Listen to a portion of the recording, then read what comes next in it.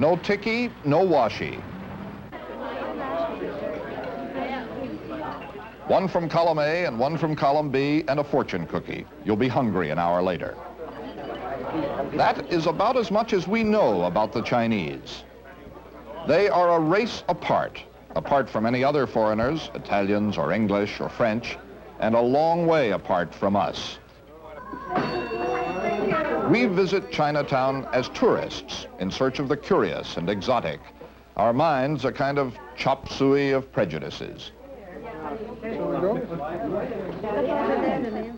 Our most important tourist, Richard Nixon, is about to land in Peking. The newspapers and the television will be full of news about official receptions, high-level conferences, military postures, international repercussions. But down at the bottom of the bowl is the substance, the history of our attitudes toward China. And that's what we're going to talk about during the rest of this broadcast. This is a funny story and a dismaying one, and not a trivial story either. As you will see, the history of attitudes has a lot to do with the history of events. What we think about something naturally influences what we do about it. And what we think about China has always been just perfectly remarkable. This is a CBS News special, Misunderstanding China, with Charles Kuralt. These people know that the events of today have happened 1,000 times before. A ruler of barbarians is coming to the capital of their country, bearing gifts, possibly to pay tribute. Chinese civilization is an uninterrupted 4,000 years old, and sooner or later, the Chinese believe, all enemies crumble or are absorbed. All the barbarians must come to the Middle Kingdom. Richard Nixon is just the latest who has bowed to the inevitable. That's what they really think about us. An Asian once was asked, "What is your opinion of Western civilization?" And he answered, "I think it would be a good idea." That kind of lofty disdain rooted in cultural superiority has always been an attitude of the Chinese toward the West. But when it comes to feelings of superiority, the Chinese have more than met their match in us Americans. Encyclopedia Britannica, early edition. They are cold, cunning, and distrustful. President Theodore Roosevelt. They are an immoral, degraded, and worthless race. Philosopher Ralph Waldo Emerson. As for China, all she can say at the Convocation of Nations must be, "I made the tea."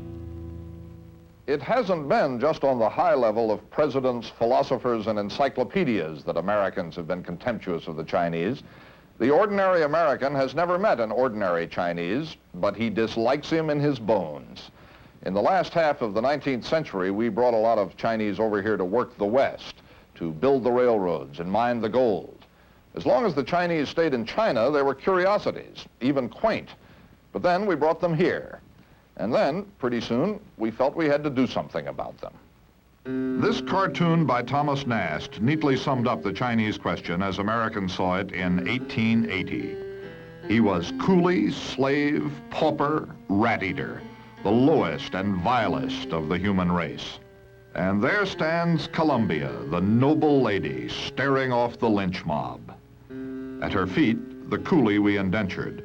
His predicament became part of our vocabulary. Not a Chinaman's chance. Anybody could kick him around. To the white worker, the Chinese was cheap labor, an economic threat. He also was different, a threat to the purity of the race. The answer to the Chinese question was savage. Mobs lynched Chinese. Chinese got no protection from the law. When Congress did pass a law in 1882, it was not to protect them, but to exclude them. Up to that time, anybody could immigrate to America. After 1882, anybody still could, except for imbeciles, paupers, prostitutes, and Orientals. We were able to wall off the Chinese, but not our feelings about them. About this time, a popular art form appeared to spread and reflect those feelings. The penny press, the comic strip, and the pulp magazine. They were popular because they gave the public what it wanted. Just by looking at a few covers, we got the point about Chinese.